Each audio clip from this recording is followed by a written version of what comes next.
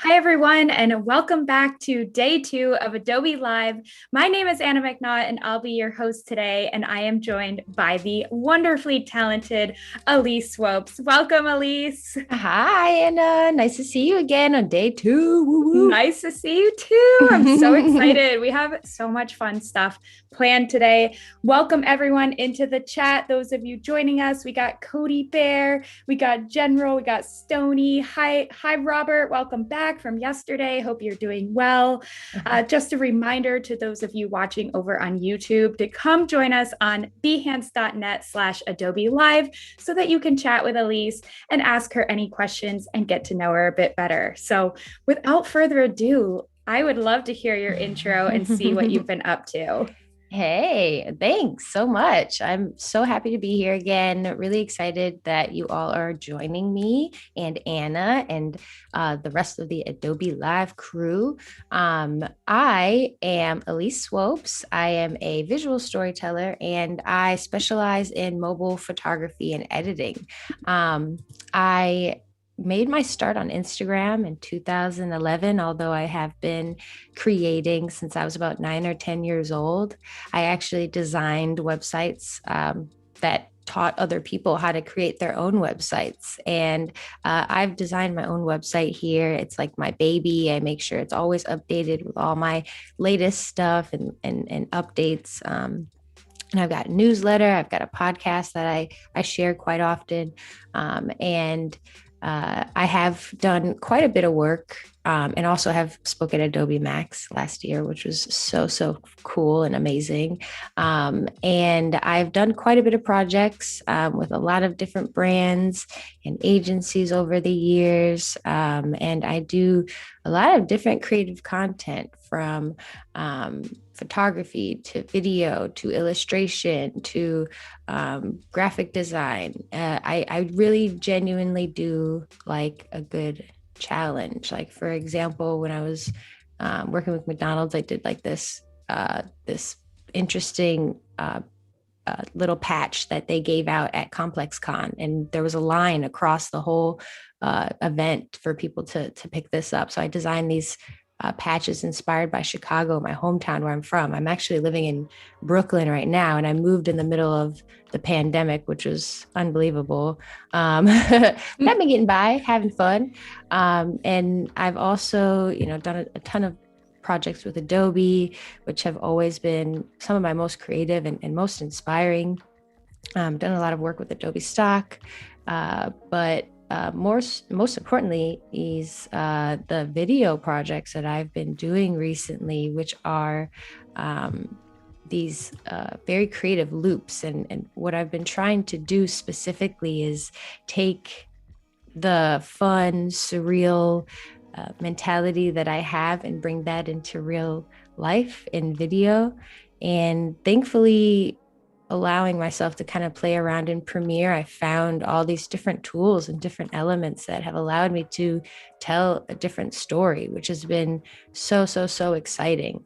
And yesterday, we actually went through this video and how to create it with the change to color tool in Premiere Pro. And we had so much fun because we figured out that we could actually do this like crazy kind of gradient thing, which I'll actually show you real quick. And this isn't quite finished all the way, but and it might be actually, I'm going to put it at half so you can kind of see it a little better. But there's this interesting gradient thing that kind of happened yesterday with the clothes, which I didn't realize was possible.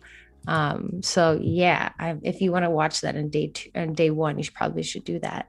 Yes. But yeah, we we're blowing our own minds. We were so amazed, and everyone in the chat was loving it. So yeah, it was really, really cool. But today we're going to go through a couple of different videos that I've made for brand projects that have really, like I said, I think the coolest part about branching off into video a little bit more has been being able to accomplish a lot of different ideas that I wasn't able to before. You know, when a brand comes to me to I don't know, like work on a wine brand or promote an artist for the American Music Awards. You know, before I would be like, okay, well, how can I kind of fit my mobile art or my illustrations or that? But I think video has allowed me to kind of think even wider about the vision and what kind of message I can get across. And and even earlier or last year, later in 2020. One of my reels played on the American Music Awards, which was super, super cool. And that was just a telltale sign that, you know, at least hopefully I'm continuing to tell a story that makes sense to other people. So thankfully, shout out to Premiere Pro for helping us this out. Yes. But specifically, my first video that I'm going to talk about is this fun video that I made. And, you know, I'm curious actually, and I wonder if we could maybe even have a vote in the chat about which video I could even start first. I wonder if that could be kind of fun. Oh, that's a great idea. For sure. But I'll just show them real quick and then you can let me know, because we have 4 different options here.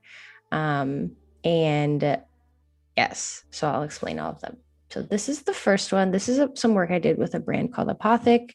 And it was a nice summer day. Wanted to do something a little bit creative and fun. So I made the wine glass disappear and pour into an invisible wine glass.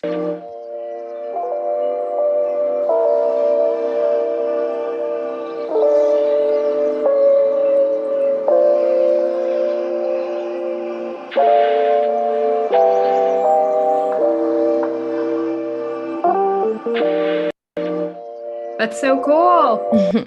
And I wanted to make sure, thank you also, thanks so much. I wanted to make sure too that it looped and it just kind of kept people's attention, which we kind of talked about yesterday. I really enjoy making loops just because I like that continuation of intrigue, I suppose. And I definitely played with that, oddly enough, with like my behind here, but it worked out pretty well because I just kind of throw the towel at it and it just kind of comes back around that way. Without people needing to think too hard about it. Love it. Yeah. And this video actually is and real quick, what I'm doing in Premiere Pro right now, just so you get just for anyone who doesn't know what I'm doing, I'm right clicking these videos in the project panel here, and I am doing an open and source monitor, which allows me to kind of review the video maybe before I drag it in or just review something that I may be referencing, but that's how I use that. So this is another video, and I actually edited this and created this on my phone at first, which was fairly easy, but I just wanted to show a lot of people who may not have seen me do that and show them the behind the scenes video and how I did that, or how I accomplished this video in a little bit more thought out and explained way.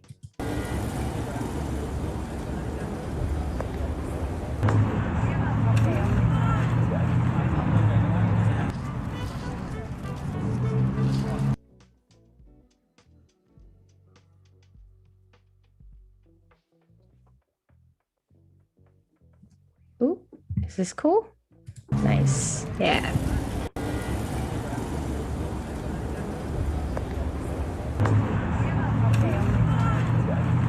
So people can see it a little bigger. Nice. So that just kind of like, I love again, that. I'm obsessed with loops. That is so cool. I haven't seen that one. Good. Did you share that one? I have, yeah, on Instagram, like Well, I last totally missed year. that. But that's it's a funny thing about Instagram.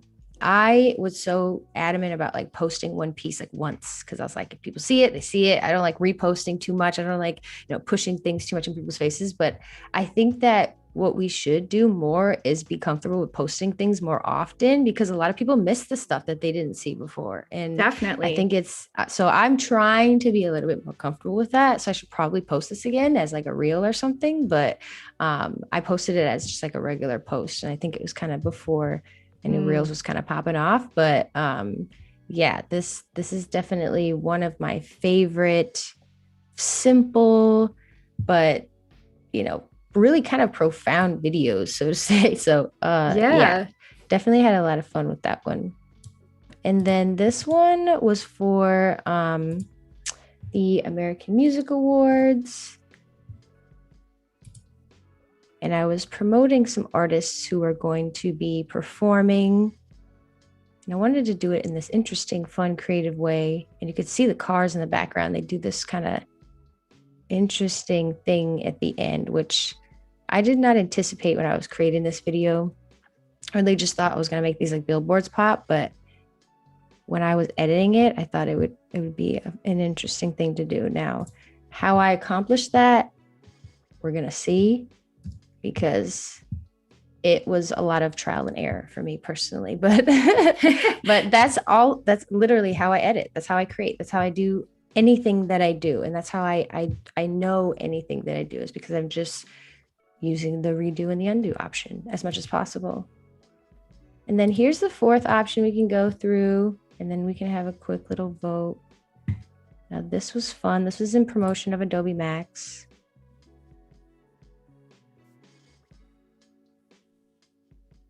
Wow.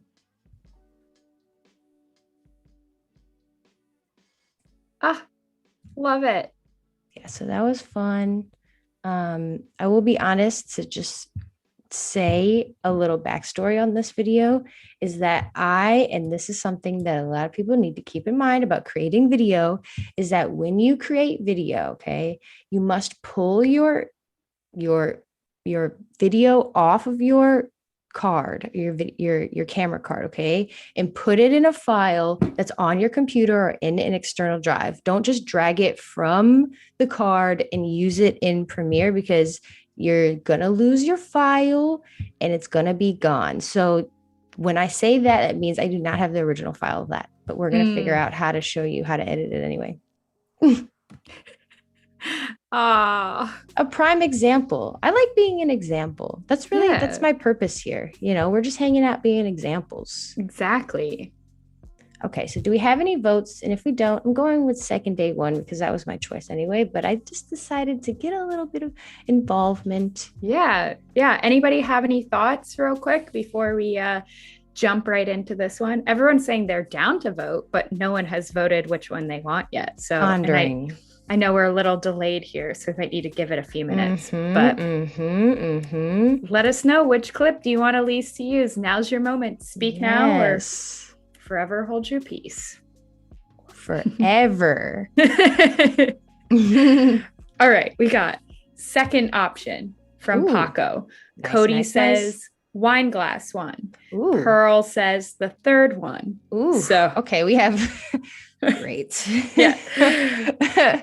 Christina says the second one.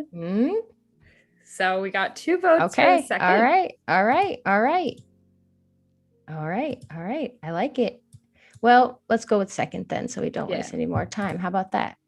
So let's just start off by taking a look over here in the project panel, like I explained yesterday, and we'll continue to, because I am a teacher in heart, and I believe that people should just be learning things at all times, even if they know it. This is the project panel, and this is where I'm keeping all my files, and this is where I unfortunately had my folder open at that time, just explaining that fourth video. This is where I had my folder open with the card open, and I dragged the files into this project panel. See, I don't believe, and I don't know if there's settings quite yet, because I'm so new in Premiere Pro, if there is a possibility to, when you drag it in there, they like save into the folder where it is or something. That would be fire.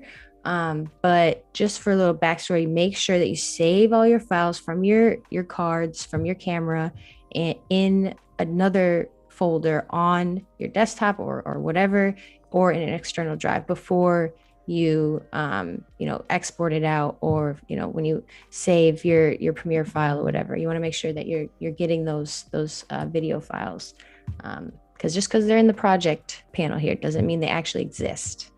Because when you open up that program, it's going to say, okay, all your files are offline, and that means your files are gone. And that's how I knew when I opened it. I was like, oh, here we go. So yeah.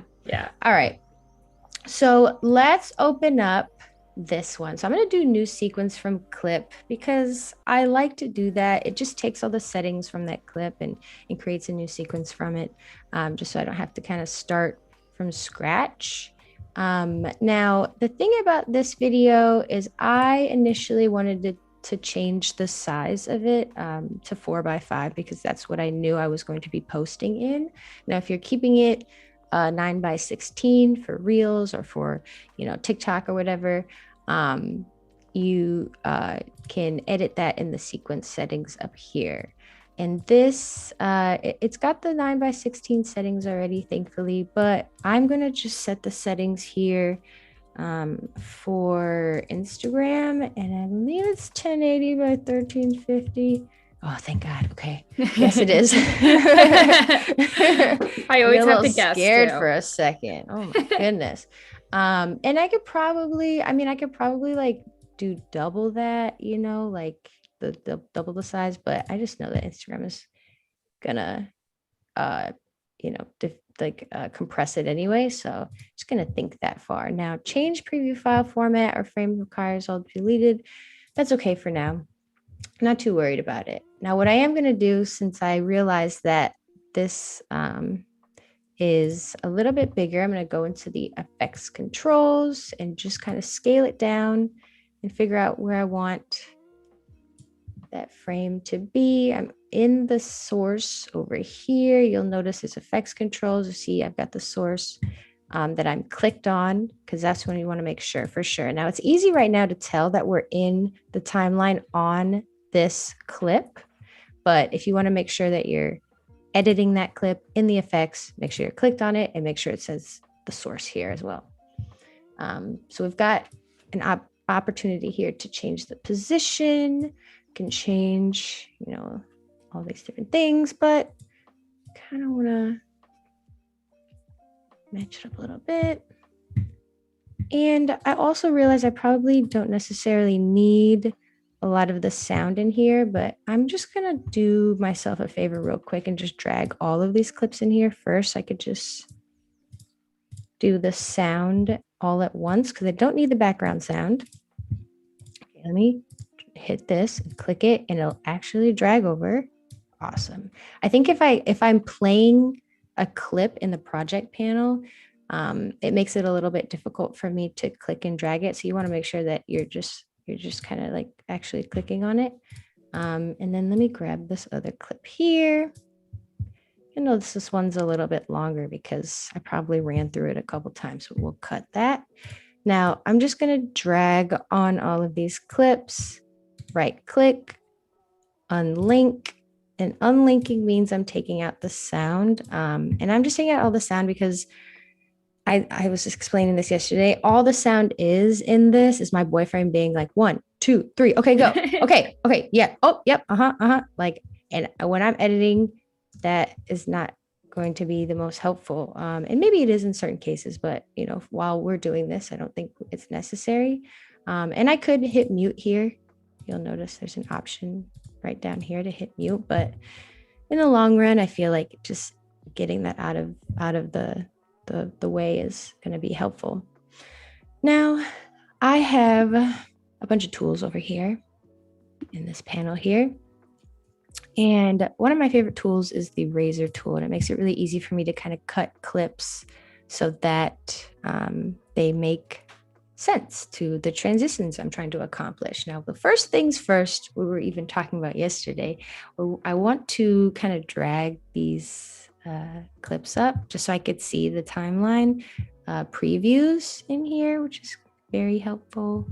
And so I am going to kind of just drag. You'll see me waiting for my boyfriend to tell me when to go. Mm-hmm.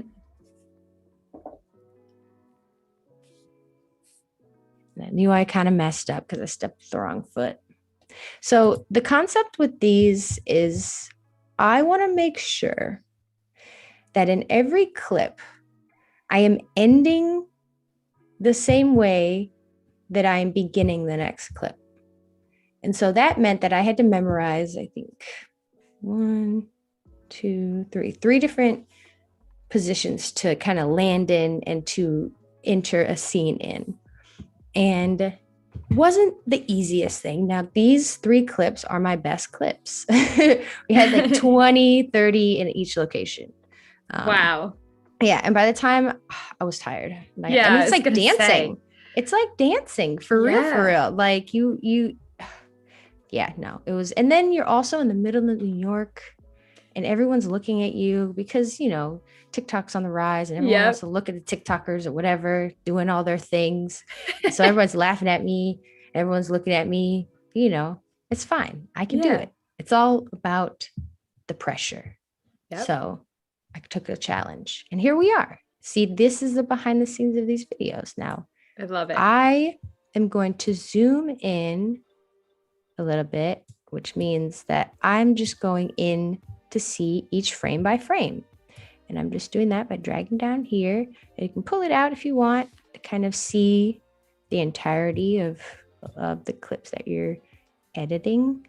But I actually just want to kind of go in here, and I'm not sure where the previews are. Maybe it was when I resized or something. I'm not sure what's happening, but it doesn't really matter because I can see it right up here. Now, what I want to do is at least try to match this step to my last one. But in order to accomplish that, and this is going to take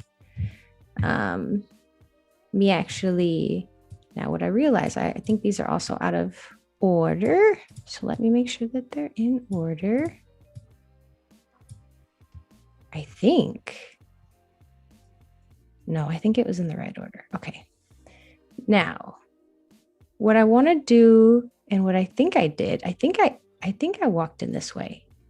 I don't even know where I ended. Okay, let me figure it out. Okay, yes. Okay. So I want to make sure also that these are sized the same as this one. So I all the way back over this clip because I know that it's selected and I know that the effects controls are kind of speaking for that clip.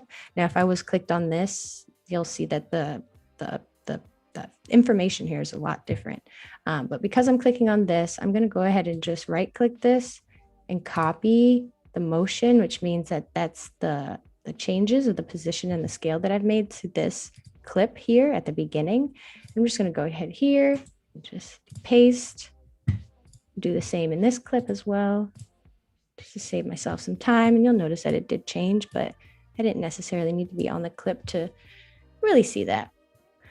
So what I want to do in order to match this clip to the last one, which I'm trying to figure out where it is. Okay, it's definitely this one.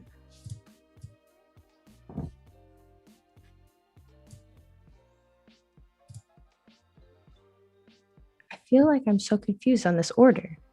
Anna, wait, which one? Okay, this one is entering backwards. So this needs to be this way. Okay. Wait, watching my brain work slow motion in real time. Wait, so I come in this way and then okay, yes. Okay, we're good. We're good. Woo. Okay. Welcome back.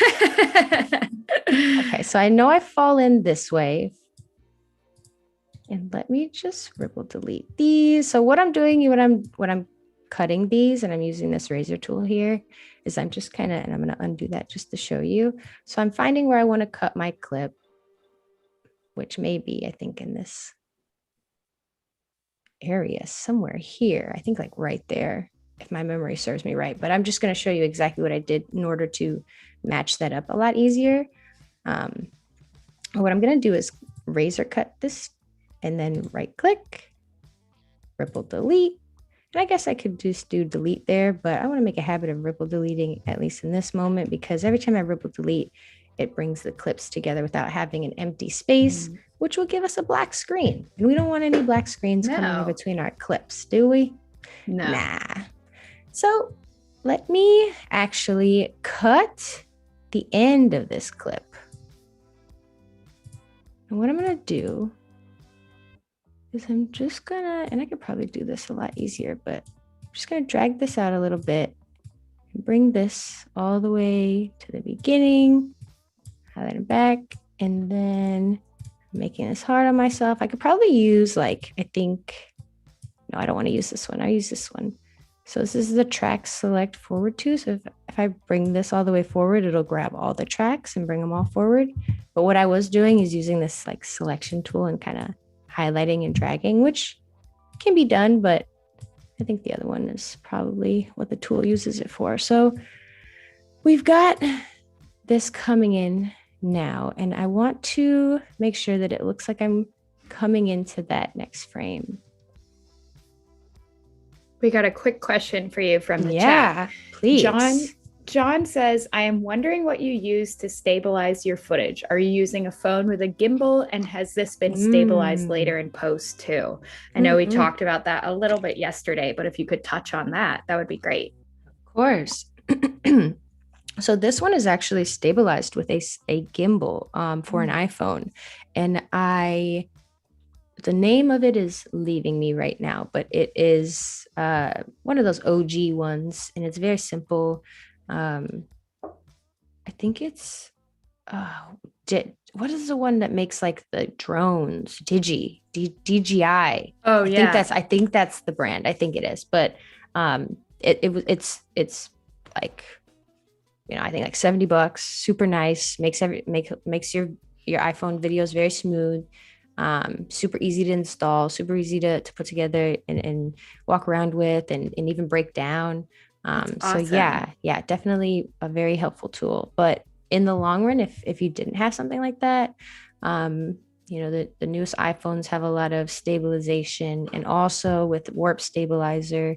And I believe there's like some interesting tracking, like effects that can happen as well in Premiere, that you can accomplish and make it smooth. So a lot of fun things that you can do to get creative with it. And then I know you can even like add the shake back in, like if you did a static tripod shot and the client wants like handheld, you can add the shake, which I think that's so cool. You know what's funny? I actually have some presets in here that have fake handheld movement. If you see it down there, it's kind of funny because I like those. Yeah. Because I shoot all of my own like tutorial videos, and you know, sometimes my boyfriend may be out of town or whatever, he's like shooting his own stuff, he's a photographer, and so it's difficult for me to kind of, you know, have him do everything. So I'll just set it up and make it look like it's got the handheld motion to it, which really adds the effect. So it helps a lot. That's a really good point. So cool. Yeah, like such a fun thing that you can do. Absolutely. So one more question for you. Of course, please. From Fairy. The chat is very active today. Yay! Awesome. Yeah. Fairy wants to know, do you usually write all your shooting list before you go out and shoot your video? Yes.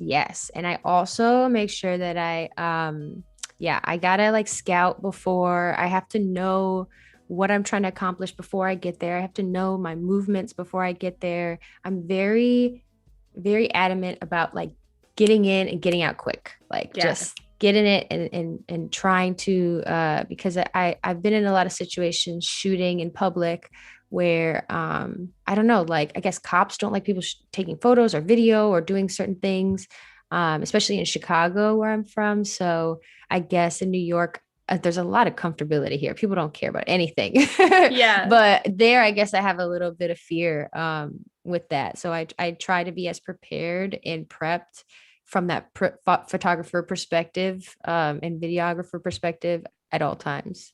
Yeah. Mm-hmm. Yeah. We're the same way too. I feel like it helps so much, helps you stay organized. Yeah. And a lot of times I don't know if you're the same way, but we end up working backwards. Sometimes we'll be like, let's get the last shot first. Yes. And then we'll go back to the first shot. And sometimes, especially if it's a talking thing, we have to like warm up and everything. Yes, exactly. You have to. It's all about preparation, really. All of it is. You have to like, and this is, I mean, this thing right here, this pen, pad, and pencil, like this is everything to me. And it has my ideas, my thoughts, my plans, even stuff that's like doesn't even make sense or whatever, but it's something that will add to the vision later on. Like nothing doesn't add up to that. Like everything matters. It really does. Every piece of it matters, even if you don't think it does. So true.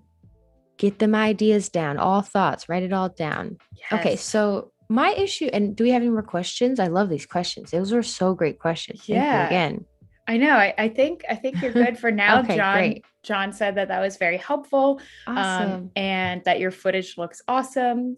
Thank you. Well done. And yeah, I think we're good to go. Yay. You can keep moving on. Cool. Thanks everybody. And thanks, Anna. Yeah. So this clip, and this is kind of what we were talking about yesterday, is something I'm very adamant about. And even you'll see in movies, I think, which is very important, is making sure that your movements match where that next frame is going. And what I'm noticing is that because I want this to match as my transition, which is the most important like aspect of this video, I'm noticing that I'm kind of landing on a certain leg, which is, I think, landing on like my left, and in the video I'm landing on my right. In the next clip I'm landing on my right. So what I want to do is just see if I can extend the next clip a little further to see if there's another step there.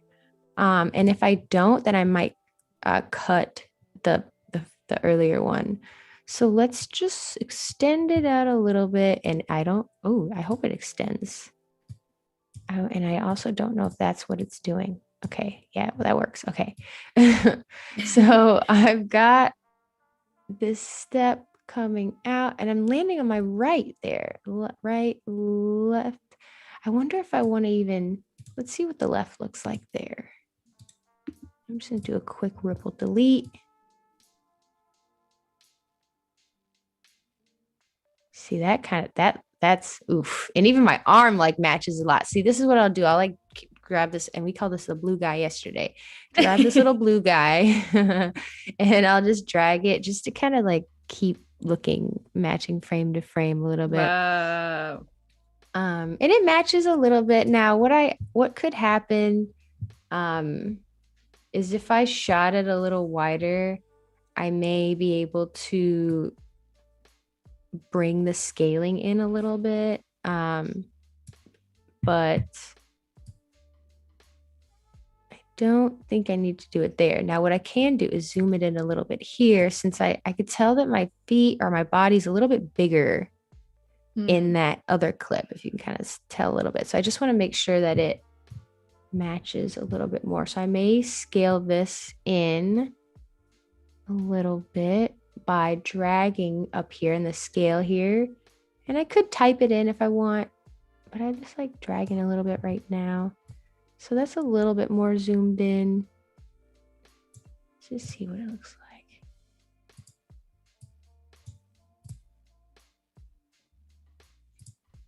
Something. I think it's like my step, pull out. I think I want to do like an actual step there. So let's cut this a little bit more. Ripple delete. I feel like that was it because I felt like I was doing two steps a little bit, Yeah. like a little, you know. Every time I do that, I remind myself of my brother. He does it all the time. He like makes sound effects for like everything. And then Oh, yeah, everyone that's usually good. says, wait, how did it go? Do that again, Exactly. right? Yes. Yep. Yep. Yes. Exactly. You get it. Okay, so that was pretty perfect. Not gonna lie. And what I may be able to do as well is maybe like lift. Mm, maybe perfection is a myth, like they say. So be happy with what you got. Now I'm gonna go into this next clip and kind of do the same thing.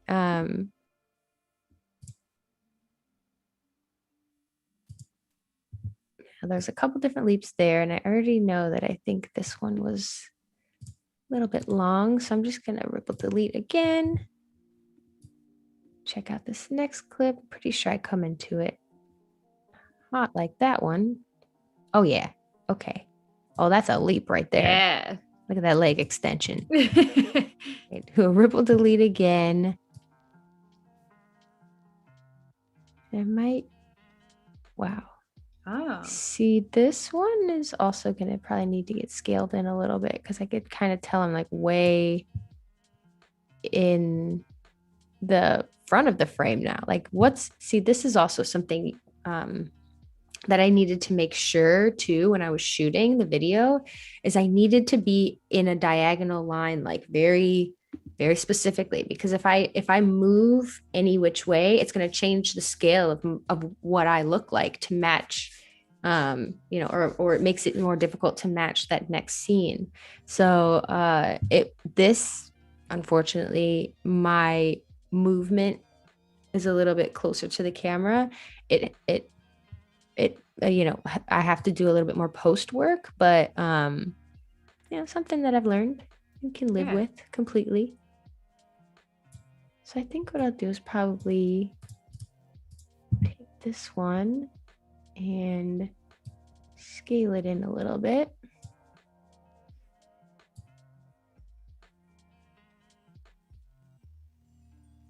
I think this is in the wrong leg. Okay, so yeah, I think this is the one right there. It's probably a little bit better.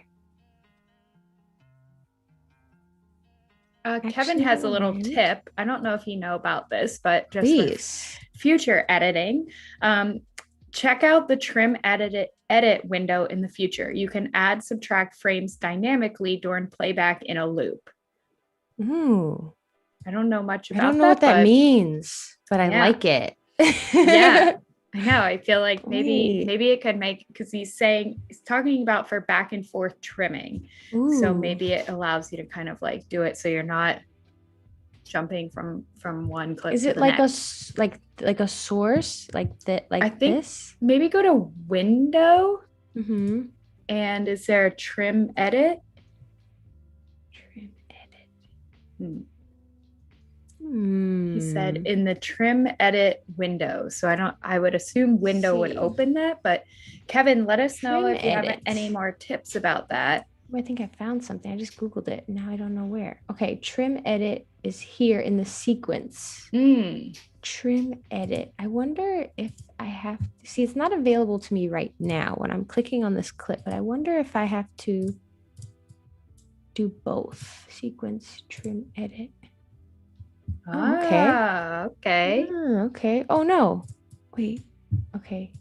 Let's try again.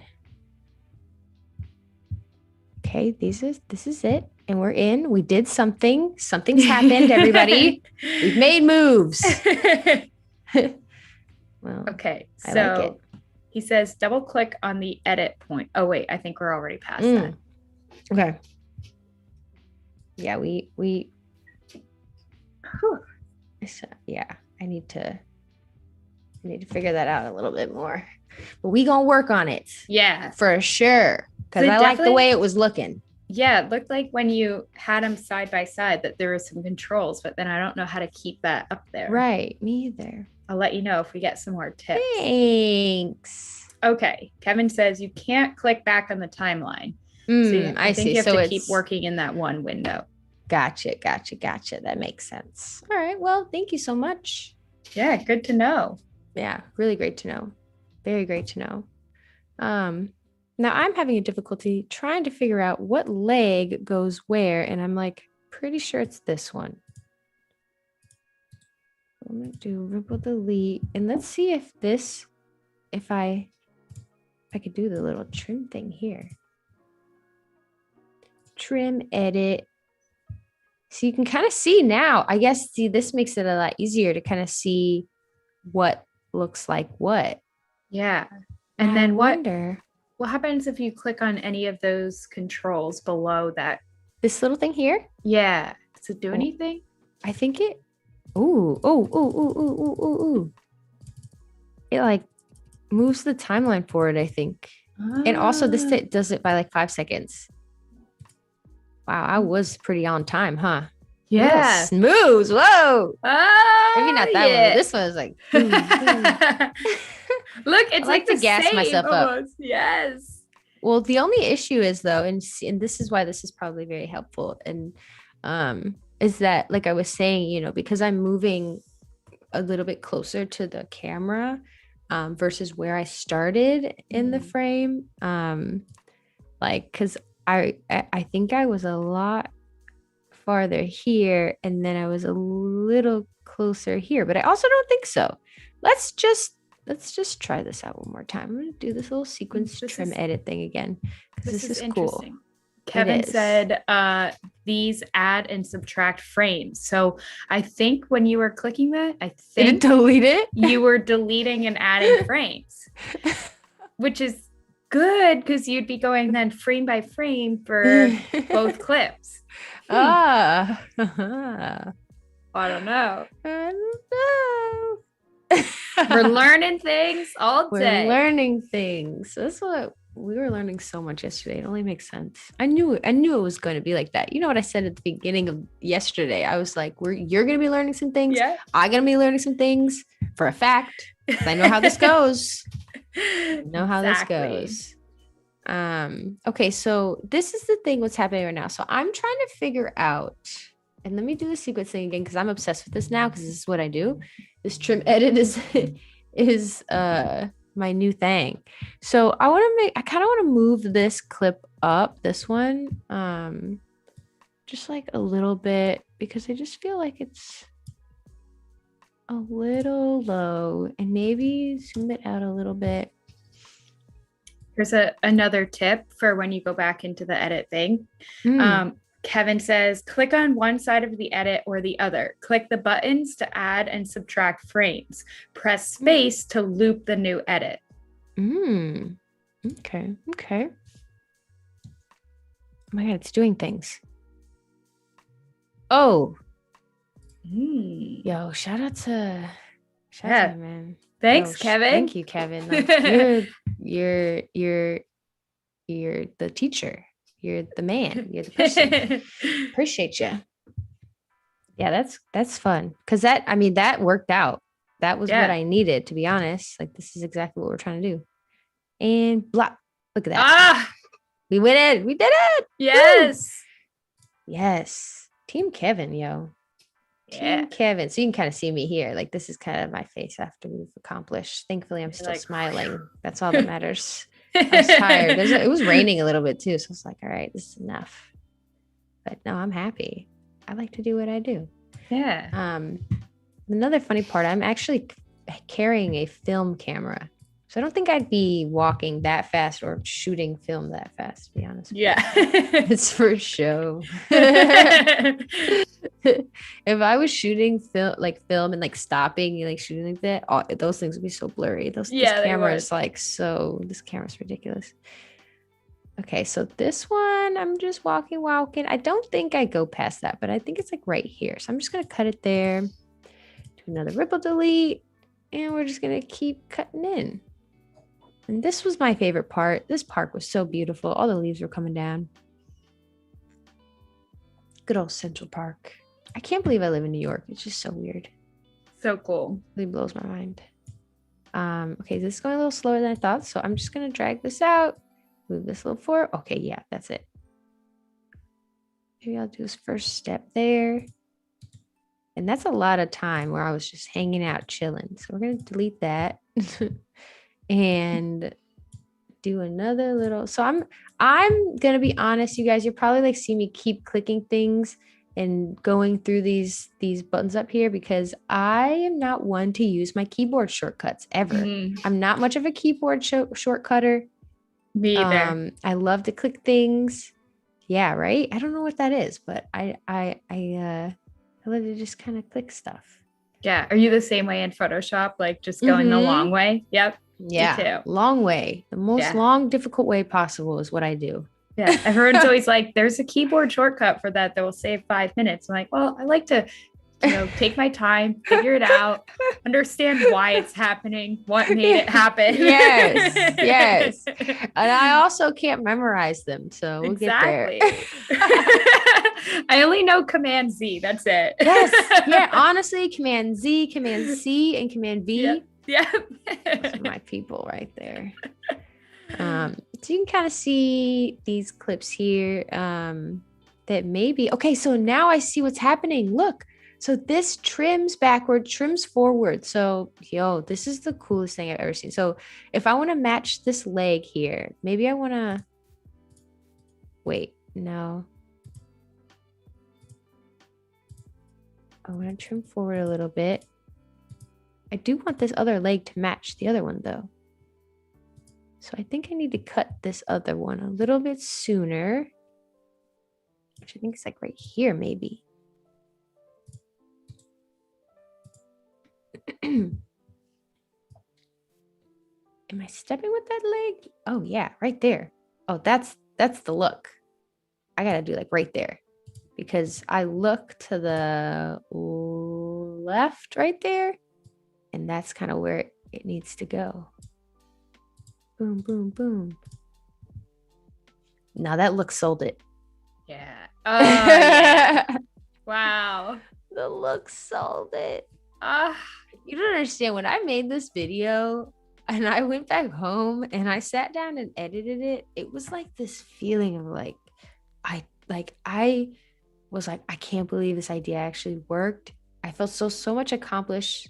So much like, I'm trying to say the word, but it was just so, I don't know. Cause some videos that I try to do, they don't work out. Like you could have a really wonderful idea and somehow it just like the perspective doesn't feel right or something, it's maybe out of my range that I can accomplish or something. But when it came to this, I was like, it's very simple, but I want it to make sense. And I want to be able to teach people about it too. Yeah. And this was such a success in my eyes that people could understand it, that people could make it possible for them to do it, and I could even do it. I don't know. It just was really exciting. So I was happy that it worked out.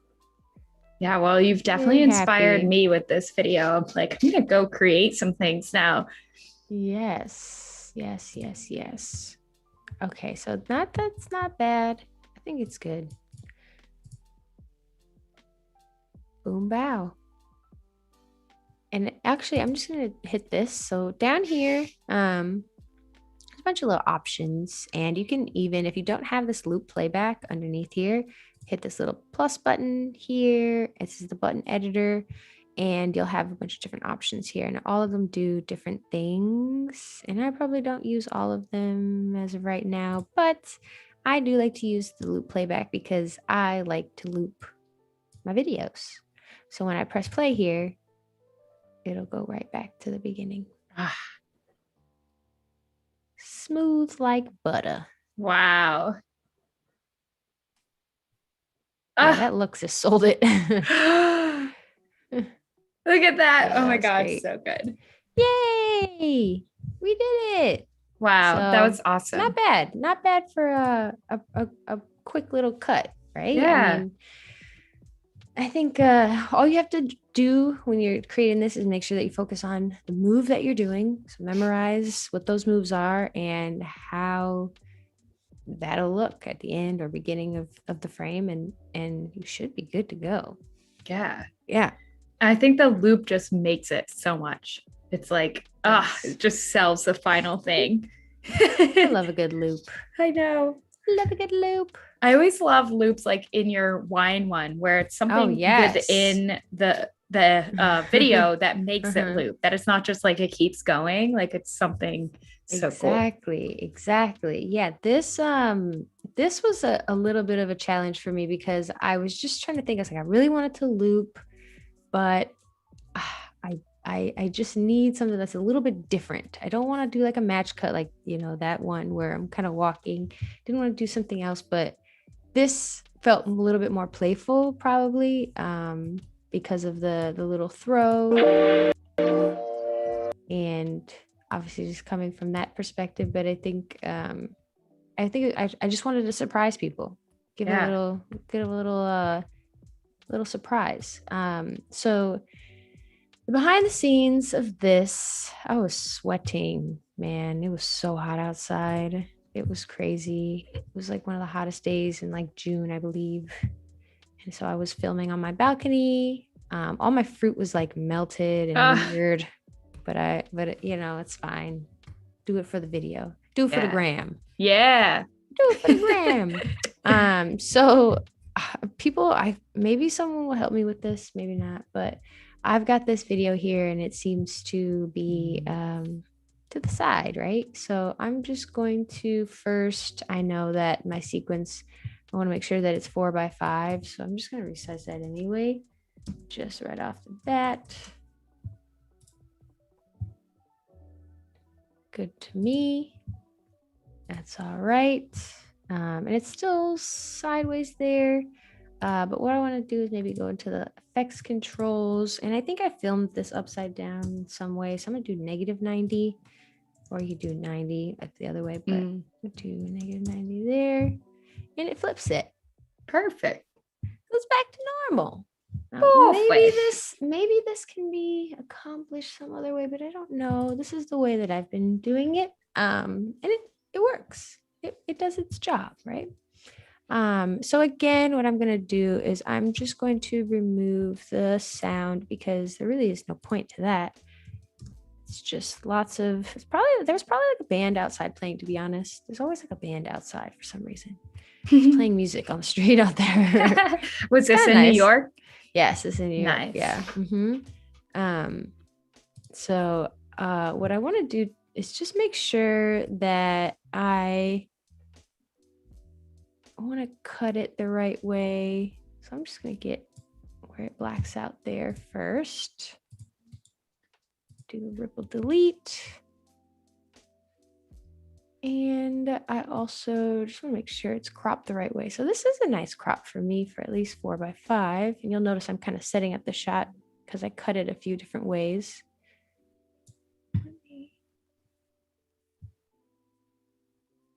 And is this filmed on your phone too? So this was filmed on my phone, but the little B-roll shots were not. And I'll add those eventually. But this one, I think, was filmed on my phone. Now, please don't quote me, but my memory does not serve me correct sometimes. But it seems to me that my phone would be the easiest process with this because I really, really like editing and masking with iPhone video. There's something so crispy about it and so like, I don't know, just it's really easy to create like a PNG from and then do like some cutouts and stuff when it comes like masking and replacing certain things, which I will talk about with this export frame in a bit, which is the reason why I can kind of erase that the wine glass. And have you ever worried about quality or anything, especially from your phone, like if you're giving it to a client? I know you do most of your work on your phone, so has that been a concern for you? Yeah, it has been in the past for certain clients, I suppose. But when I worked with like American Music Awards, Adobe, like Apple, I mean, there's a lot more people who were like, please use your phone. Yes, use your phone. That's what you should be doing. That's how you create. That's what you do. Yeah. I just created something for Moen as well, which is like this, like they like have water faucets and stuff, or like different electronics and home products and stuff.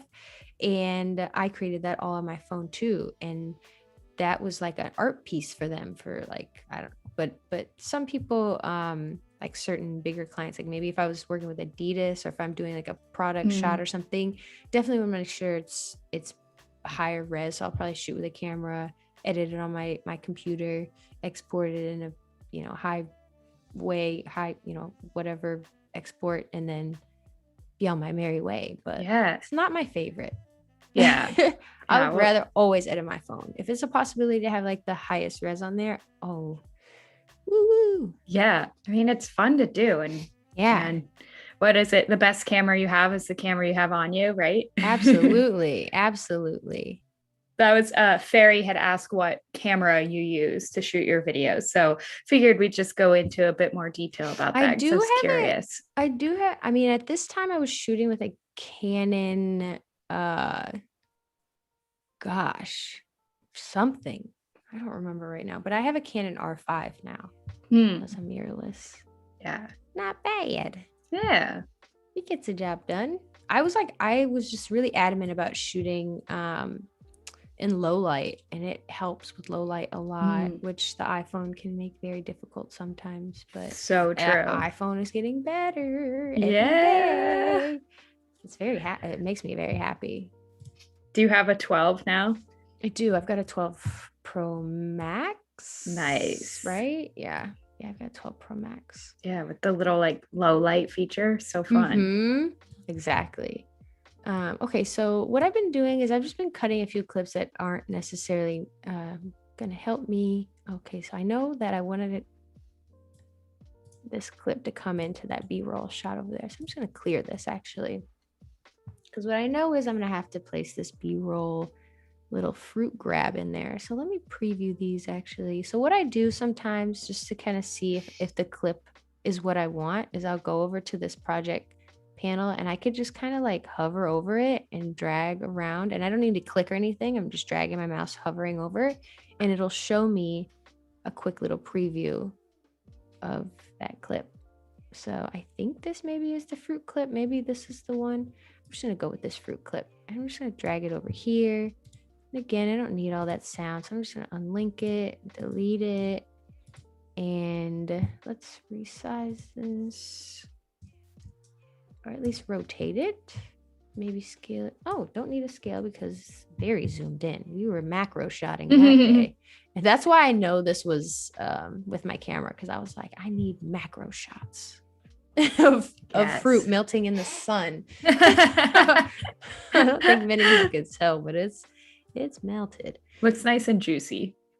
Right. I mean, I ate all of it, but it was definitely not the best. See, there's like, so I cut out some like little stars and fruits and stuff to make it all cute, give me some, set the mood. And I think I want to grab it. Yeah, I wanted to grab that little guy. So I'm gonna clear this and drag this all the way back there. And you can see, so this is what I've been talking about a little bit multiple times, is making sure that my movements are matching into that next transition. So if you could tell, my hand and also on my head, oh my god, there's like a drip. You can't even see it probably, but there is a drip on my head. Oh yeah, can you see it? What the I also love your expression there. And I was dying. I was dying in real time. So good. Okay, so as you can tell, my hand is kind of like coming in here and going for a fruit. And what I wanted to do is keep that hand motion going. So I'll probably cut there and just see. Yeah, because it kind of looks like it's still going. It's a nice fluid motion. So I'll just ripple delete that. Oh, I'll also drag it down because for some reason I've been using 2 layers and I didn't really need to, but it's just because I dragged it over. Felt like playing with it in that layer a little bit until I dragged it back down into the same kind of timeline layer that the other ones are in. Now you can see, going to grab a fruit, bringing it back. And this time I've eaten my fruit. I'm happy. Now I'm going to pour some wine. which is always exciting. Yes. Make sure my clip's ready to go. Pour, pour, pour, pour, pour, pour. And I've thrown it. Now it definitely falls. We're not gonna show that. We'll delete. And I've got my loop there. Now what I want to do, you'll notice that there is like a little bit of red on the top there. I might just do a quick little effect in my favorites here. Just do a quick dip to black. Let me zoom in. Let's see how far that fade goes. Yeah, so that's, I might actually even make it happen quicker because it kind of pauses a lot. Just drag that. Drag all those clips back to the beginning.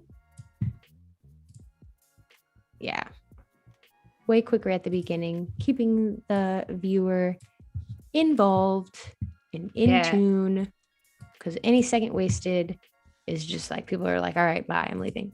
Right. At least I am. It's so true though. Like, especially with TikTok, I mean, you have to like, our attention span is low, man. Yeah. What are we gonna do? Okay, so we've got this, we've got that, we've got our thing, we've got our pour. Now we need to get rid of this wine glass. How do we get rid of this wine glass? That's the question of the day. That's what I'm so curious about.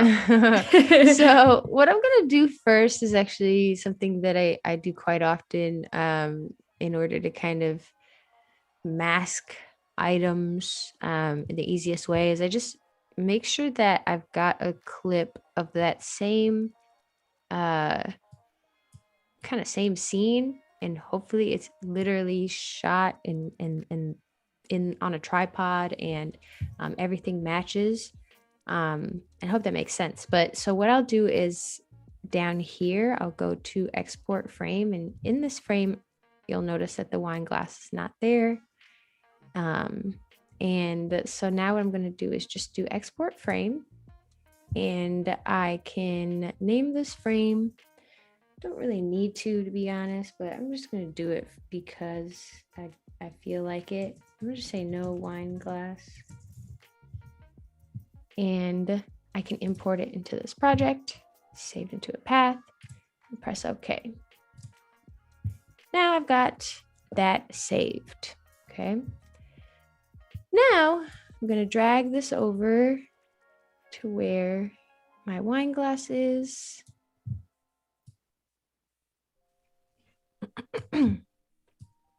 Just drag it a little bit further here. Now, what I want to do first is just go into here and just do something very quick.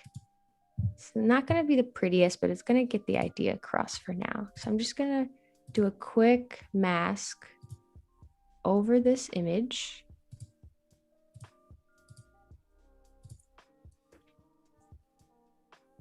Not edit it later to be a little bit more precise. But you'll notice, and also I want to make sure that this PNG is dragged all the way across because I think the wine glass is in that whole clip. But I've got my mask on. I may even be able to zoom in a little bit to see what we're working on. And you'll notice that the wine glass is gone. Awesome. And that's because this top layer here is visible. Now, if I hide it, you'll notice that it's still there. Now, a little bit of the glass is still showing on the bottom, but I can easily kind of keep adding some points and keep making it a little bit more specific. So now what I'm going to do is just make sure that I'm not on the actual bottles. That'll make it complicated. Just kind of zoom in a little bit more, I think, even on that glass. Just keep adding points.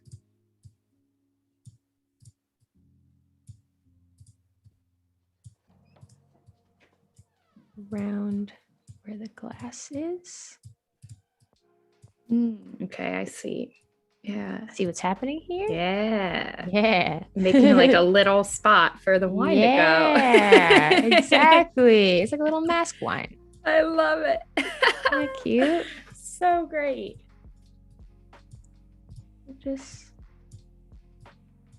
Yeah. So let me do a little fit and just see if it looks. I also love your finger tattoos, by the way. Thanks. So cool. Thank you. Okay, always wanted some. Oh, they hurt. They hurt more than anything in the world. Yeah, I have my whole. I mean, you could see I've got all of that. It hurt more than all of this. Wow. Okay, good to know. It was so painful. Okay, so you can see it's got a little bit of action happening.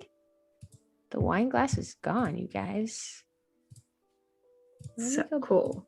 Yeah, for sure. So you can keep kind of playing around with that, making sure that it makes sense. Now there's still a little bit at the top as well. And I think what will happen with that, and this is kind of this is some things also you should think about within the masking options here. There's a ton of different stuff. You can mask a path, which we tried yesterday with change to color, which works if something is easy to kind of track, which I don't know if in this case we necessarily need it. But what I would kind of play around with is probably like the mask feathering, which I don't think we need really that much, because just the way this doesn't need to necessarily be like the softest edge. It may be like a little bit better if it is a little harder edge. So I'm just gonna kind of see, trying outside of this wine glass still, be a little bit more specific. Now you kind of see like my process, pretty much how I start kind of really messy, and then the more I go in and the more I kind of like get into the work, I get more detailed about it. Yeah, because there's no point of like setting the tone right away in the most specific, perfect way. It really just like kind of gets the idea across. You can kind of know what you're trying to accomplish. Yeah. Yeah. And then cool. So you could still kind of see like the top part of the glass, and how I would accomplish that to be fixed is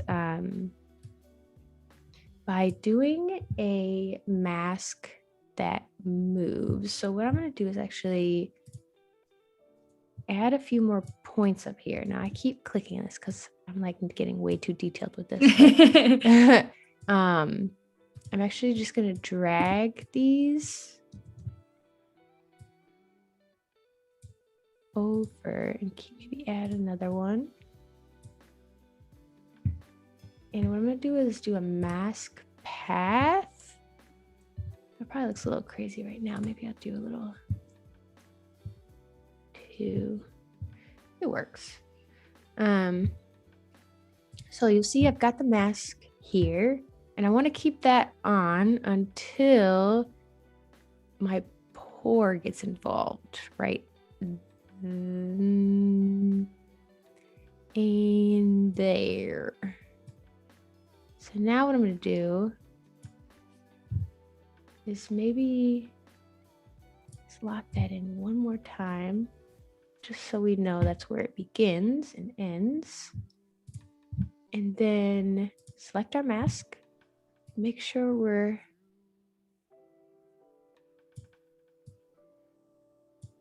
moving this in a way that will allow this wine to look like it's coming through. You know? This is like some ASMR teaching right now. I'm like so relaxing. Oh my God, look at that. That's so cool. Okay, Okay, so this, you definitely want to just keep playing around with it depending on where like it pours. And that's just kind of watching and moving with the frame. Doesn't need to be perfect, like I said, but we're just having fun with the wine. That's all that matters. So each time I'm like adjusting it, it's adding a keyframe over here. You can see. Okay. I think if I zoom in a little bit, maybe we could see where I am here. So these are all different ways that the mask is moving in this. So it'll keep pouring, keep pouring. How's everyone doing in the chat? You guys liking this? Looking pretty cool, huh? Fairy thinks it looks like magic. So cool. Yes. I'm so glad. I'm loving it. Yeah, so you always want to make sure that it's setting those points too, because man, I've set points sometime for like hundreds of different frames, and all of a sudden I look back, I'm like, oh my God, they're not there. And I don't know why. Like sometimes they just don't like, I mean, it's definitely my fault because I'm just not, all the way there yet with this, but something to keep in mind for sure. Cause I've like done so much detailed, little masking edits here and there, and it's just become so difficult, but you get the gist now. I mean, this will take a little bit to kind of get right, but you want to just make sure that and as I'm moving these frames, you could see that these are changing with the way, and it doesn't need to be too perfect. Again, it's just so quick question for you. When you please, you said that the keyframes are happening or are getting set as you're making your mask. During the time when it didn't get set, do you know why it was? Does something have to be selected in order to make sure you're getting that keyframe? Yeah, I think you have to toggle this animation here. You have to make sure that it's blue. You have to make sure that these things are happening and stuff like that. I think maybe I may have reset a mask or something, and I was just kind of like playing with it or something like that, and it just wasn't toggling those animations. So perfect. Okay, good to know. So always make sure that it's blue. Get that blue. Public service announcement. Yes, I've got a lot of public service announcements. Like I said, I'm a walking example of failure and grace. So I love it. I'm proud. I'm not ashamed of it whatsoever. Now, something about this was difficult, and this is just something I want to show you guys just really quickly, because something that may come up even in your life, in your edit. Oh, that's so small. So at the end of this frame, and I'll just back up a little bit. Now you can kind of see. Man, that's kind of crazy. That's a little better than I think the first edit I did. So good. I'm actually very surprised because the doing this now is so much easier than the first time I did it, because I had no idea what I was doing. No clue. I didn't even look up tutorials or anything. I was just like, I'm pretty sure I could do this. I've seen people do it before. I'm just gonna keep pressing things. And I also, we're pretty good at Photoshop. We know how to do masking and stuff. And so when I look in here, I'm like, this makes sense. This is how you mask. This is how you move this. This is how you add this. This is how you layer. It just, I don't know. It all makes sense to me. Yeah. It really does. Do you use After Effects much or just Premiere? I do use After Effects, but it's I need to get into it more for animating things. I've noticed that it's so well with illustration animating. Yeah. And the way it moves things and bounces stuff and stuff like that. It's so cool and intuitive, which I didn't realize. But with all the NFT stuff that's happening recently, and we're just meeting so many new artists and connecting and seeing people's process, that I think was the biggest surprise to me, is just seeing how many of these illustrators or animators, how they create in After Effects, and how not so much that it's easy, but it's just so accessible. Like I thought that they were like in the studio, like drawing different movements and different things, like when they're drawings, but like there's little toggles. And I'm like, what? I didn't know. It's So cool. amazing. It's so I know. exciting. Yeah. It just makes me want to do everything, which it's like, that's the hardest thing for me is I want to do everything, but I don't want to Yep. spread myself too thin, you know? Well, I know you're speaking my language, girl. I feel you. I'm like the same exact way. I'm like, I want to learn After Challenge of an Effects and artist. 3D. And yeah, Yes. How yeah. are you learning 3D stuff right now? Like just starting to touch into the very beginning of it, Nice. like deciding Awesome. what program, thinking about what I want Hmm. to do. But yeah, I mean, again, you don't want to spread yourself too thin. Like we Right. have a lot going on. You have a lot going on too. Like, how do you find the time?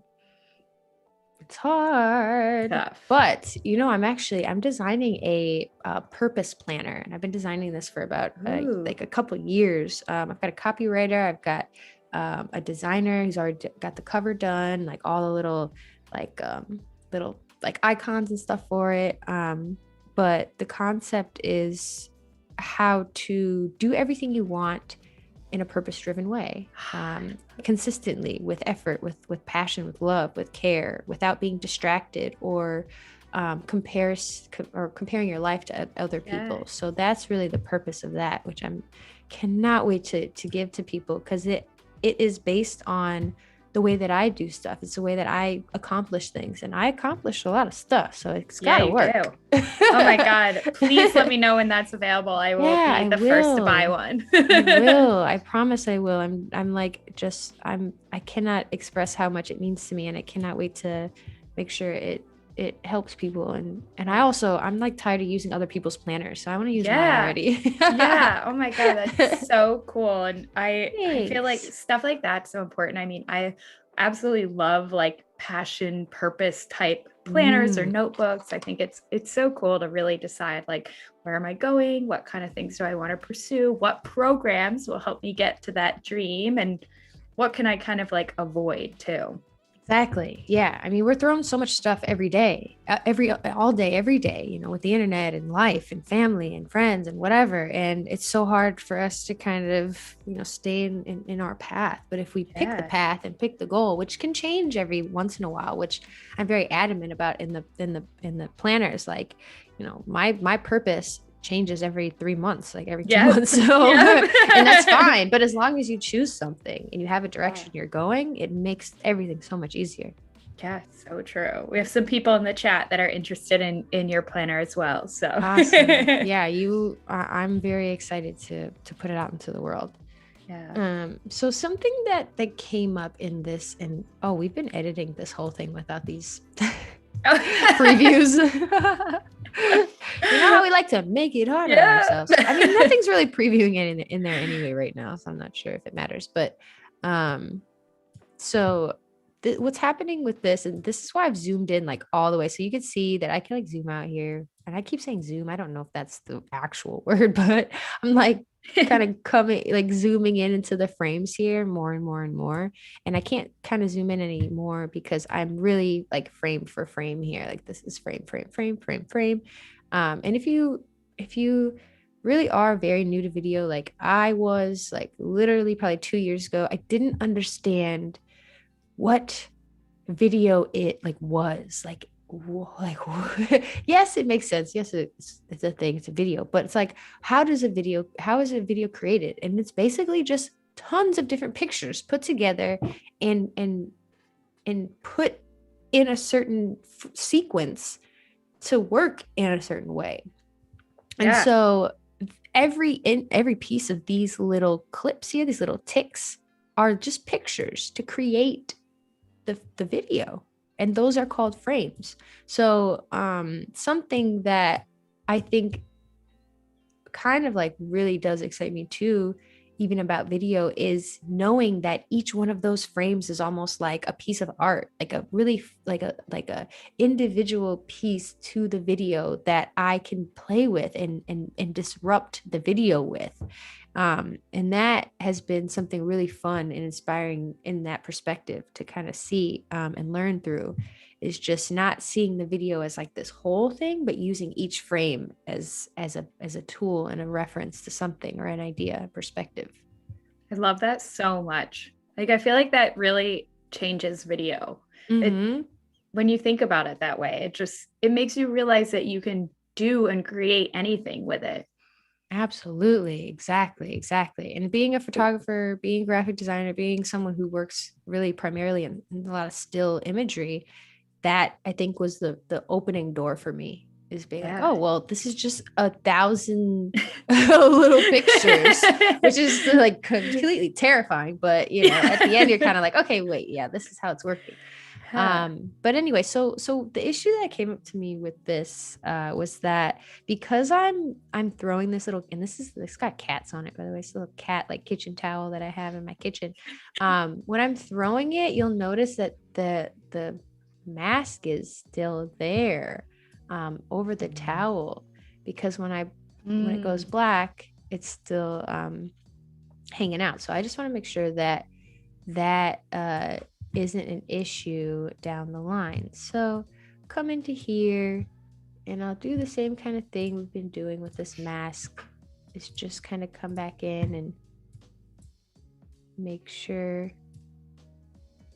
And I might highlight all of these just to move them very quickly, just because. That's probably like the most difficult way I could do it right now, but I'm just doing it in a very quick way. But you want to kind of move all of these, or maybe even, I wonder if we can delete them. No, let's not delete them. Let's just do this in a way that is not crazy difficult. So I'm just going to actually highlight all these, grab all these, and then bring it all the way down. And then kind of bring this outside of that towel. Now this is where the issue might come up, actually, is that I did not lock in that last keyframe where it was. So what's going to happen is, while this frame is moving, it's going to keep dragging that mask down. If you can kind of see, I'm going to pull this out. This is something that may happen because I didn't kind of choose a frame beforehand, and I apologize, I've got allergies, so I'm just gonna dab my nose really quick. No worries. Like dripping over here. I know, I've been sneezing too. Like, dying. Oh my gosh, I mean, I love summer, I love spring, but oof, you're killing me. Yeah. So you'll notice that what's happening is that the mask is moving because I didn't save like that last kind of like frame before I did the little towel thing. So I'm just gonna go back in, get back in there, and I might just click on one of these keyframes, one of the last ones here, just copy, and then go to this frame right before in there, and I might just paste it. Oh, I gotta zoom in a little bit. And let me make sure I copied it.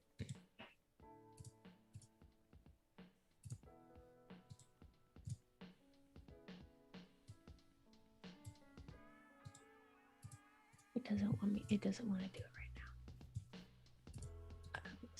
now. Pearl is saying hold keyframe. Hold keyframe. Is there something? I don't know. She said, I can't explain fast enough. Let us know, Pearl. It's so funny. Hold keyframe. I'm pretty sure I want to copy this and I want to paste it. Paste it for me. I think maybe it's because I'm selecting it or something. I'm not sure. There's got to be an easier way for me to do this, and I'm not doing it right. I already know it. I know, I'm waiting for the chat to update. Know. Okay, here we go. If you don't want to have the duplicate, the keyframe so the mask stays in place, sorry, I'm like reading this terribly. Right click on the keyframe so you want to hold. Right click on E. Oh, yep. Okay. Yep. Okay, so here. Why won't it let me click on it? I wonder what that's about. Maybe if I need to unclick things. Oh, no, I need to be in there. Okay. Let's go back in and let's see if they'll hold. Yeah, why is it? You bugger. Why won't you do what you're doing? Pearl, is there a reason why it's grayed out? Good old Pearl. You know, my grandmother's name is Pearl. That's my favorite name. Love that. I love that name. Best name. Okay, click on temporal interpolation. Ooh, I feel like I've heard that before. Where is that at? Where's that tool? Where's that option? Oh, no, not there. No. That's all right. That's all right. But we get the gist, I believe. Yeah. Hopefully. Well, at least here, you know, that's where we want that frame to be. Right here, hanging out, wherever it would be. But that's definitely something that I had to accomplish in order for this to work out. As you can see at the end here, there's a moment that happens where I'm throwing and the glass is gone. Yeah.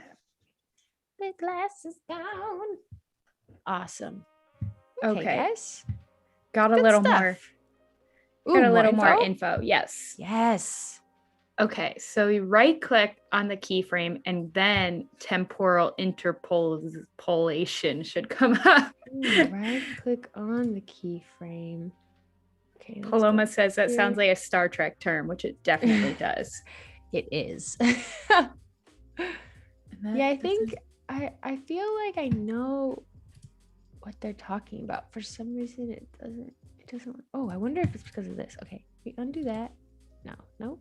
Kevin says that I don't think you can use hold keyframes with mask path. And then Pearl said that yours looks different than hers and she's not sure why. So maybe we'll just let that one go for today. But good tips to try for anyone who's doing it at home. I'm like 99.9% sure there's a possibility that this is supposed to be easier than that. Because I can only imagine that it will and it should. But, you know, I think as a newbie, all we do is figure things out in this way. Exactly. Hanging out with friends, undoing, redoing. Yeah. You know? Well, we got about 2 minutes until the artist spotlight. So I don't know if there's anything else that you want to show on this clip or any final notes that you have, then we'll dive into that and then go back to you. Oh my goodness. Well, I am just very happy that it worked out. Like I said, we kind of just started off with a nice dip to black effect, which I use quite often to fade in, fade out certain transitions if I'm not actually like for example, if I'm trying to transition from like outside a pole to another pole in a different street, and that's something I do quite often, is like using street poles as transition pieces or transition objects.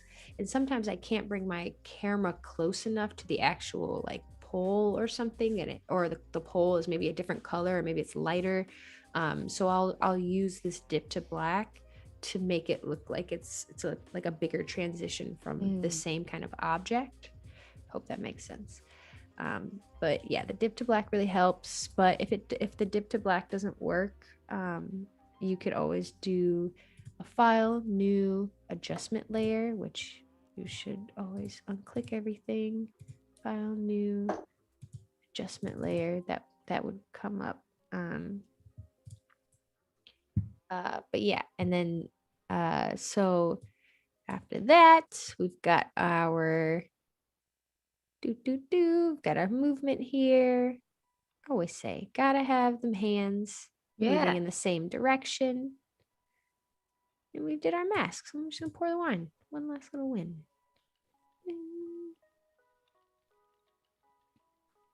Cheers. So cute. Yeah, and the final part, that was a little messy, but we'll get there. Yeah. We'll get there. How is that wine, by the way? Oh, I think it's great. It's great wine. Wonderful wine. I feel like I've had it at some point, but and it's good price point too. Yeah. Affordable and good. Can't complain.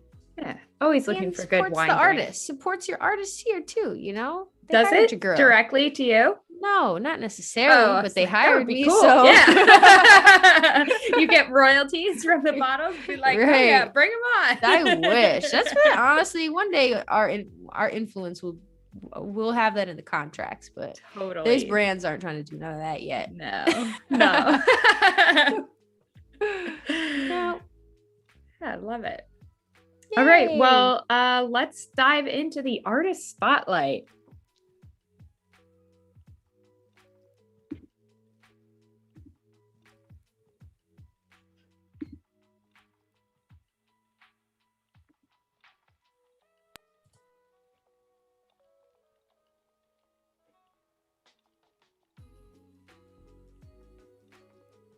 All right. So today's artist spotlight is Queen Shirin. And Shirin, if you are here in the chat, I hope I'm saying your name correctly, and also would love to hear from you if you're here. But yeah, let's take a look. This is awesome because Shirin is actually going to be doing the Daily Creative Challenge next week, nice. I believe, or in a couple weeks. And it looks like she has some really cool stuff. So let's just take a little look, and then we'll go back and look at some of the videos in more detail. But awesome. Yeah. Right away, I'm seeing like some really pretty colors and just like really nice flow to everything. It's natural. Yeah. Looks like she does like makeup. Yeah. Love Drunk Elephant. So Same. Good. So great. Oh, I like this one where there's 3 of her. Oh, let's click on Gotta look back at that one, yeah. Oh. Let's see if I can. Oh, so she's doing tutorials. Okay.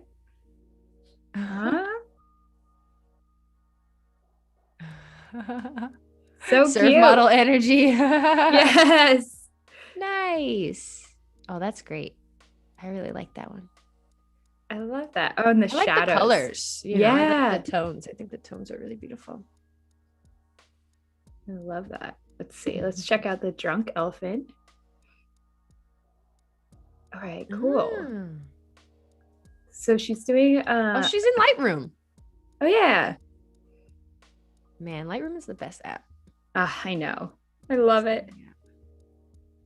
I'm always surprised when people are like, oh, I use like this dumb little like iPhone app. I'm like, why don't you use Lightroom? It's free to use on your phone. Like awesome. And it handles the photos so well. Yeah.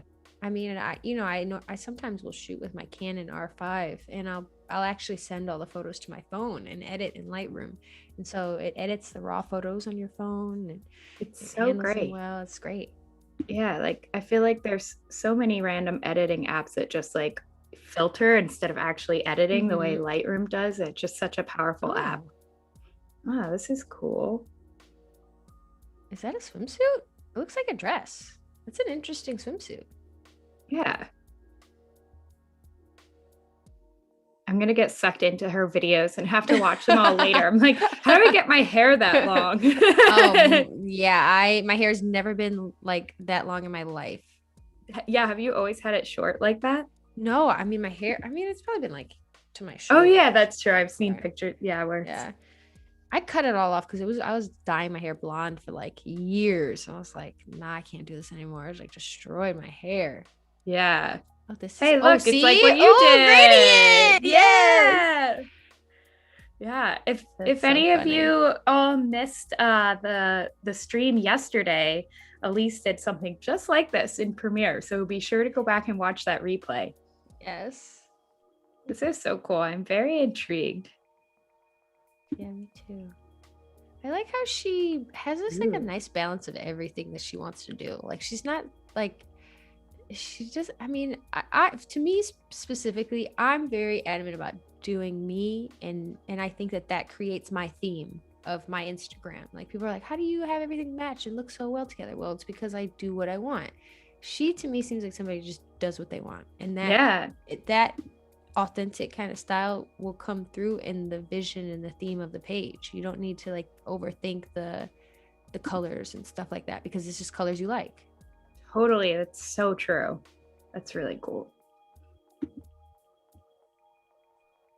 I know she has like so many cool, just like different things. Like you can tell she's just trying new things. And for sure. Oh, is that? Oh, look, it's both her. That's so cool. I love playing with perspective like that. Like I am my own best friend. So you know, if I could put two of me in a video or in a picture, I'm like, yes. Yep. That one's so cool. Yeah, that is cool. I like that she shows the behind the scenes of this stuff. Like I love I love somebody who could just like give their secrets away without feeling like someone's gonna replace them or something. Like that's a true artist and a creative. Exactly. Always one step ahead. Yeah. I love seeing little process videos like that. Me too. Oh, look, a little wine type thing. Ooh, I like that it's coming from her hand. Yeah. Interesting. Oh, and in her caption says she's watching The Simpsons, so I'm a fan. Yeah.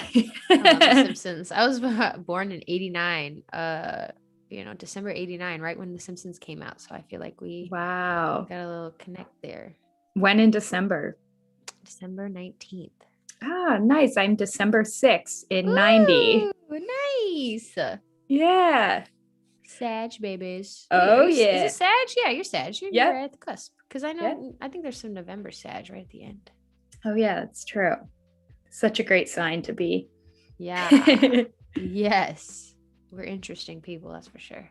Oh, okay. Oh, nice little cool transitions. Yeah, that's like your little kind of like tap. Oh, she gets it. She's somebody who understands. Yeah. The tap to change. Oh.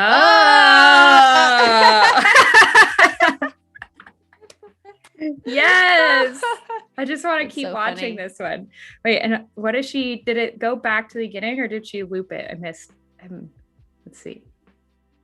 Okay. So but this is the cool thing about this is like you don't even know that it's looping. You could keep watching it because it all kind of like, I don't know, it just makes sense. Like that clip could go on after this too, you know? I know. It's like even if it's the beginning. Totally. You can just keep watching it. I feel like this is such a creative way to do brand work too. It's like you're immediately intrigued by this and want to watch it. Even if you're like not that interested in the product, she made a catchy video and now you're like, okay, well, I'm going to get used to the people because that's a sweet video. No, she's dope in my book. Oh, cool. And then she says she made it. Yeah. I love that. That's cool. So she says, I had no desire to set up lights, so I plopped in front of the window and used natural light. Yes, that's the key. Natural light sometimes is just it. Like it just does the job. Yeah. My LED lamps are they're kind of crazy sometimes because, the thing about using LED in certain LEDs is that it has a flicker if you don't shoot your frames per second in the right way. And certain amounts of frames per second will make it flicker and your whole footage is ruined. That's so true. Yeah, scary stuff. Had to happen before. But not anymore, hopefully. Thankfully, I've learned my lessons from so many failures, like I always say. Yeah. Oh. That's some macro photography. Ooh, wow. Nice. Wow. Yeah, I like my macros. So cool. Oh my God. Definitely gonna. Is that her as a kid? Let's see. Yeah, I think so. Like her. Reading the caption. I mean, yeah, for sure. People are so young now. I'm like, I guess that photo looks like it could be like 20 years ago. Yeah. I love her makeup photography. It's so great. I wonder if she works with like any brands like on the side for content and stuff. Mm-hmm. Oh, for sure. Yeah, got to. Oh, see, this is how I love shooting the way she shoots, because I am macro city when it comes to like doing these paid ads or doing any kind of like cool fun videos like that. I think the detailed shots are just like, yeah, they're fun. I know, and they're just like unique and different. Like they look like abstract art. Right, exactly. Like that shot. Oh, so good. Yeah, if you look back at a lot of my old work from like 2019, I was doing so much video stuff that was just really testing the waters with detail like that. Oh, this is cute. This is so cool. I wonder what she's saying, but I know, I'm gonna have to watch these later with sound. Everyone go check out Queen Shirin and listen with sound. So great. Awesome. Thank you, Queen Shirin, for sharing your portfolio. Can't wait to see your daily creative challenge. I'm definitely going to have to tune into that because you're so inspiring and love the videos. Yeah, that was dope. Yeah. All right. Back to you, Elise. Nice. Let me share my screen. Of course.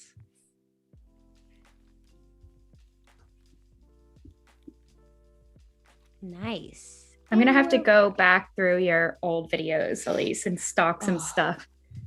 I was having so much fun when I was doing like my first year partnership with Apothic, the wine brand. It was so like different for me a little bit, because I mean, I had worked with a lot of different brands obviously, but because I was newly into video, I was like thinking of so many different things. And so when you look back at a lot of those Apothic videos, I was like going out of my way to be uncomfortable and just, I love that, shooting macro shots of food. I was making drinks. I was like setting up like little scenes of experiences as like from a wine perspective or whatever. And yeah, that was a lot of fun to do. So I'm glad glad they gave me that opportunity to do that. You know, so cool. I'm a yes woman when it comes to certain projects, so this was definitely one of those for me. I feel like that's so important. I've always felt the same way too. I mean, we got to get our experience somehow. Like, how are we going to know what we like if we don't try it and don't do it or don't fail at it or don't succeed at it? Like, you know, I mean, yeah, I'm used to it at this point. I'm like, let me do something. I don't care how it turns out. I'm doing it. Yeah, I mean, I've always been inspired with you and by you in that aspect, because I feel like you're just willing to do so many different things and try things, and I think that's really admirable. For sure. I mean, I've had the moments where I'm sitting like on my phone looking at likes and like hoping people like engage with me, and like, you know, just feeling like a lot of the wasted time or energy or fear that I had before. I just have like so much more awareness of it now, and I it's less about being perfect, and it's more about like being imperfect and trying new stuff and putting myself out there and reading more books and gaining more knowledge and being humble that way. Yeah, it's nice. So great. Thanks. Yeah. So yeah, we're just gonna I mean, we may not finish this, but I could just jump into Photoshop and show you how I kind of played with this image or this video. Yeah. But yeah, that would be great. Yeah, so this had some music over it. I think it was like Meg the Stallion or something, but I can't play that on here because maybe rights and also language. So this, like I said, it's kind of fun because I really wanted to play with this concept of moving the buildings, which I really had no idea how I was going to do that, or or how really, I mean, it, like I say, a lot of my ideas just come from me like sitting here with a piece of paper and a pencil and thinking, okay, how can I tell the story? Where can I tell the story? Like, who is in this story? How are people going to see it? What are they, you know, like there's just so many things I'm thinking about. and before I even get to this location. And so when I'm scouting for this actual location, I was looking for billboards.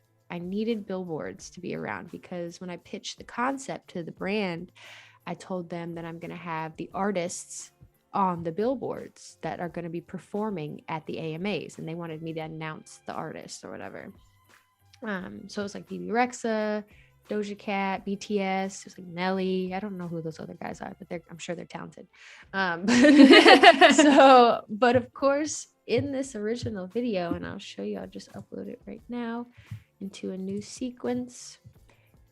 And look at my face. I'm like, babe, tell me when to go. And because there's like cars passing, everyone's looking at me. I'm like, no, I'm not having it. And this is also one of my first like dancing videos. And I was like, I don't know why I'm dancing, but I just thought it'd be AMA worthy. I don't know, Yeah, whatever. So that was pretty scary for me too. Cause I'm like, I don't dance like that too much in reels and things.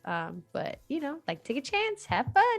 Yep. So as you can see in this original video, I mean, there is like polo ads all across. And so I had to go into Photoshop and make sure that all those images were replaced with a lot of the photography that the artists had of the music artists. So to accomplish that, first what I want to do is make sure that I'm unlinking the sound, as I always do, because again, we don't want to hear my boyfriend being okay, 1 2 3 go. And I think I did this twice, worked out a little bit, but didn't want to do it again. Cut this, delete, do another cut. And with this one, I don't think I looped it because I really didn't care. It wasn't like the star of the video. The star was really like playing with the background and playing with those buildings. So what I did was made sure that I had PNG. Again, I'm exporting a frame from this project, and I don't need to import this frame into the project because I'm just going to be changing the actual images in the background. And now I'm just going to go ahead and go into Photoshop, and I'm going to go ahead and open that. Pretty sure I've got it saved here. Image still, open up, and we've got that image still ready to edit. Now I don't necessarily want to really replace all these images right now because it's not really the point, but I do want to just show you how I did cut out those buildings and how I made them move in Premiere. So yes, I made sure that before I cut out these buildings that all of these advertisements and billboards were replaced with the artist's images, but I also made sure that I had this tool set. So I love using the polygon lasso tool. It's my favorite. It's easy because I get to kind of just like cut around certain areas that I want to kind of play with. And with this specifically, what I wanted to accomplish was cutting out these buildings. I'm just going to kind of click around it.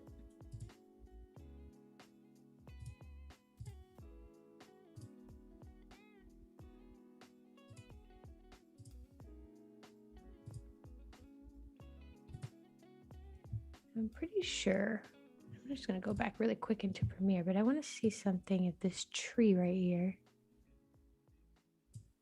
Oh, it's right here. Actually, I'm going to look at this clip playback. I just want to look at this tree and see if the tree moved. Yes, it moved a little bit. Okay, that's fine. So I kept the tree inside there. Now, if I was going to do this right now, and this is how detailed I've gone even further, I would almost like make this tree a separate layer in Premiere just so it's not moving with the building, which can be accomplished as like a PNG or a little, cut out PNG icon. That's easy to find on the internet, or you can cut it out from this image itself. But that's something I probably would do again. But so for right now, I've got this building cut out, at least the front of it. And what I want to do is go into my layers here, and I may not necessarily need to like mask this, and I don't really want to. I don't really need to. I'm just going to inverse and then delete it. So now I've got this building cut out, and what I'm going to do is just export as a PNG and save it to downloads, because why not? I'm just going to do building 1, and then I'm going to cut out that other building as well.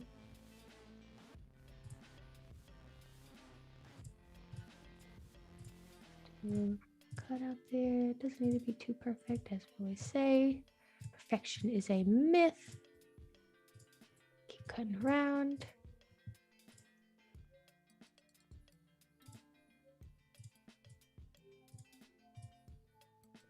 And almost there. Yeah. Boom. Quick little cut. Now inverse. Cut out again. Delete. File export PNG. I'm just going to do building 2. Save. I'm just going to undo just for the sake of undoing. Now I'm going to go back into Premiere. And I'm also going to open up this, go into my desktop downloads, get my PNGs, drag them in, so you can start playing with them. And the reason why I mean, it's pretty obvious maybe, but the reason why I wanted to make sure that, I didn't just, I guess cut out the buildings in a way where they weren't still in the same frame. When I have this image or the cutout of these little like buildings in this way, it's still kind of like a 9:16.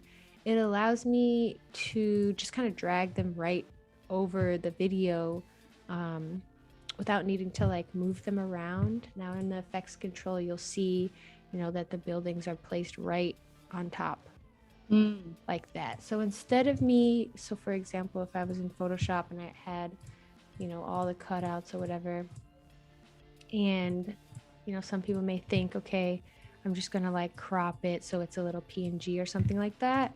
That's going to make your job a little bit more difficult. So you really want to make sure that you've got that PNG set in the same kind of size, because then you won't have to kind of play around with where it's located in the actual video.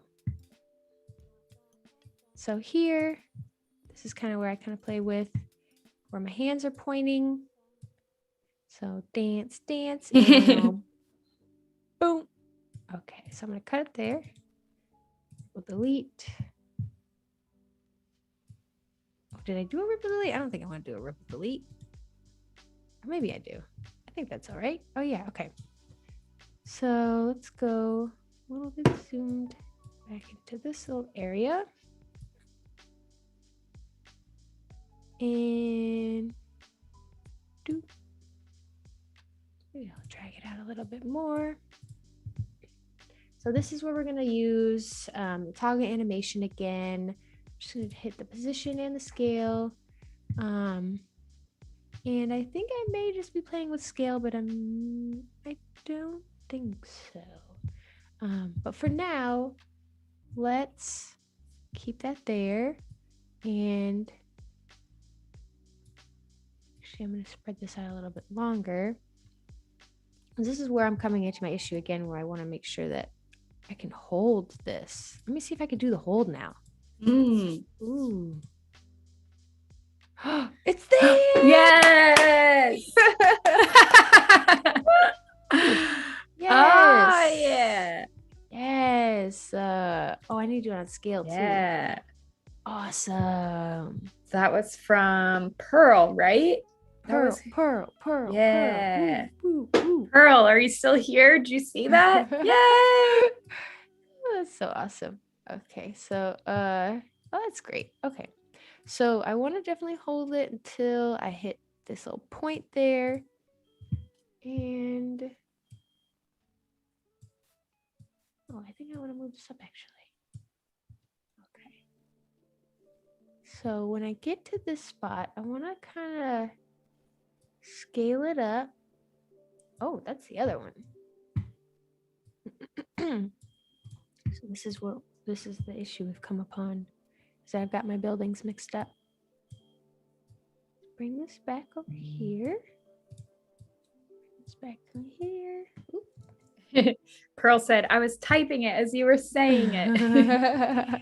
Yay. That's awesome. Okay, so I'm just going to copy these little positions. Hopefully I can just paste it right back in here. Paste. Nice. Yes. Yes. Yeah. Okay. It's about time here to wrap up anyway. So, but I don't want to cut you off right in the No, it's okay. middle of doing something. I understand. We only have so much time. I mean, we've done so much today. So yeah, I mean, this is just a treat. It's like dessert. It's like the cherry on top. So I know. Hopefully you've got enough cherries. Exactly. Yes. Exactly. Do you want to give a quick 30-second recap of maybe the things you used today, like the tools? Yes. So today we were just having fun with a bunch of transitions. We used the razor tool, which is my best friend for cutting a few of these frames. But we also, what did we learn by, what was his name? I don't remember. Kevin. Thank you, Kevin. With Kevin, we learned the trim edit, which allows us to kind of see and trim certain extent in our video. Yeah, that was amazing. I mean, the audience has been such a huge help today. So you guys have made this show go on the road. I love it. Well, yeah. I mean, awesome. Great. Love it. Thank you so much, everyone, for joining us today. Thank you, Elise. This was incredible. I learned a lot. I hope you all learned a lot as well. Stick around if you want to find out what pizza delivery on Mars would look like with Peter and Andrew in the Adobe XD Creative Challenge. I know that that's something that I would want to be doing. And so I hope you all enjoyed this, and we'll see you next time. Bye.